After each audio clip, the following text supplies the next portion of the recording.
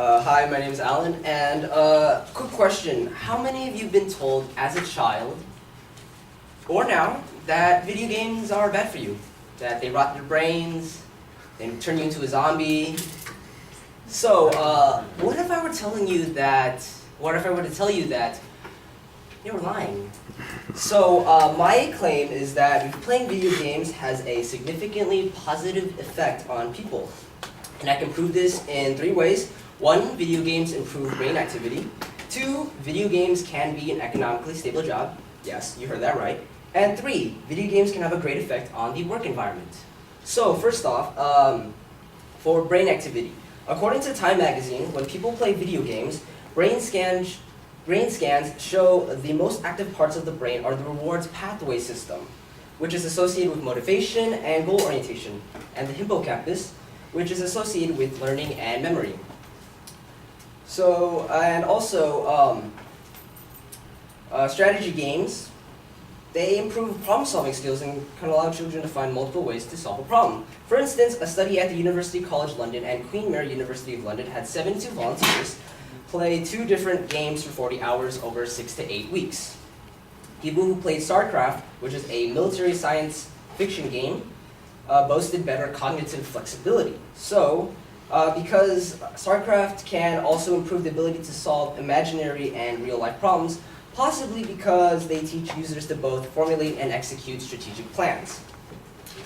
Also, a study at the Michigan State University, they had nearly 500 12-year-olds found that, a study of nearly 500 12-year-olds found that the more kids that played video games, the more creative they were in tasks such as drawings and writing stories. In contrast, the use of cell phones and the internet and computers, other than for playing video games, was completely unrelated to creativity.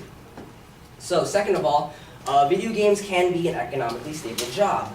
For instance, esports players can make money from tournaments and contracts with their organization. Tournaments, depending on the game, can have prize money as much as $1 million. CSGO, which is Counter-Strike Global Offensive, their most upcoming tournament in Atlanta will have a prize pool of $1 million. But if you aren't as skilled or dedicated to become a professional esports player, there is another way to make money, which is through YouTube.com's monetization program, as well as Twitch.tv's subscriber program. PewDiePie, pretty sure you guys know who that guy is. He's the #4 most subscribed channel on YouTube. He's also the #1 most subscribed channel for gaming. His estimated monthly revenue from YouTube ads fluctuates between $140,000 to $1.4 million, depending on viewership, according to Social Blade, a company that monitors YouTube channels. Twitch.tv, their subscriber program, people pay $5 to subscribe to a particular streamer, and also people can donate to streamers. Streamers have ways of donating, and it can show like when they want to ask a question to the streamer. That's a possibility. So my third reason is that video games can have a great effect on the work environment. So video games that require cooperation allow people to be better able to work and communicate with their peers.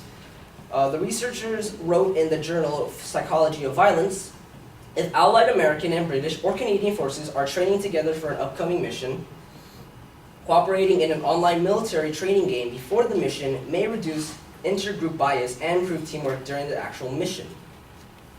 Video games also allow people to simultaneously keep track of many shifting variables and managing multiple objects. Going back to Counter-Strike Global Offensive, when I play that game, I play that game a lot actually, I have to keep track of how much time I have, where the enemies are located, how much ammo I have in my, my weapons, footsteps. I have to listen for enemies. So there is multiple variables when it comes to playing games.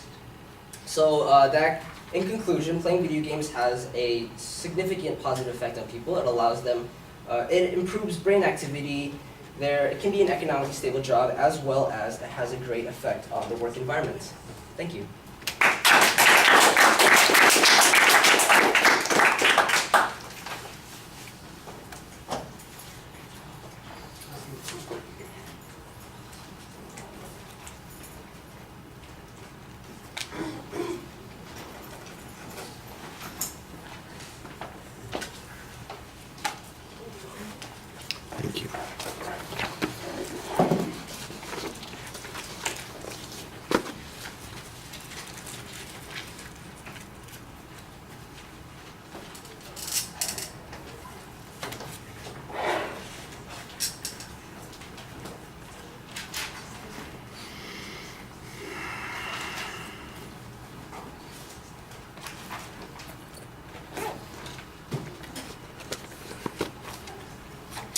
All right, Alan, the proposition's clearly identified. There's a good preview of what the supporting structure is. You kind of identify what the controversy is with your opening rhetorical question, so you can see why it is that people might have to defend their playing of video games. The internal signposting is pretty good. The information about the strategies in the games and problem solving is interesting. There's not anything that demonstrates that the video games are unique in that form. I'm not sure why it is that you have to play video games in order to get those particular advantages. The brain scan thing seems, again, interesting, but there's no quantification, no way to talk about how important that is, how long-term it is, any of those sorts of things. You did have a good piece of information that suggested, about creativity, that there is some advantage there, and I thought that was interesting. It's the statistical basis on that, how significant it is not really something that is measurable. And the comparison that was used in the study, I'm not sure that is perhaps the best thing to be comparing it to, but it was okay. I mean, I think that's probably one of the stronger pieces of information that you have in the argument. On the second point on esports, you got a lot of factual data about esports and about the ability to generate revenue online for some people, but there's not any quantification of what the job opportunities are. I would imagine that there are hundreds of millions of gamers, and the number that make a living off of playing it are probably relatively small, and the number who, for instance, are thriving on YouTube or Twitch in order to get some money, I don't know how, you've got a couple of good examples, but you're trying to make a generalization. Hey, you can make a career out of this, and that's like telling a kid playing basketball, hey, you could be a professional NBA player. Well, the odds on that are pretty slim. If the odds are better in video games, you ought to give us those odds so that we know that this is a good argument. Otherwise, you're going to be spending your time doing this and not get anything from it. And then the work argument that you have on the third point, it sounds like it relies primarily on a hypothetical example of a multicultural work team, and it's very speculative. I didn't really hear a lot of proof on it. I just heard the conclusion that was being presented, and that is in fact the circumstance that people are likely to encounter. That seems relatively small. It seems like there would probably be some stuff on that first point where you were talking about strategy and problem solving and strategic planning that would apply more effectively here than this sort of hypothetical multicultural approach that's going on. That's the only information you have at that point, so that feels a little bit thin. But I thought you had a good summary at the end of the speech, and you did a nice job speaking to the audience. Thank you.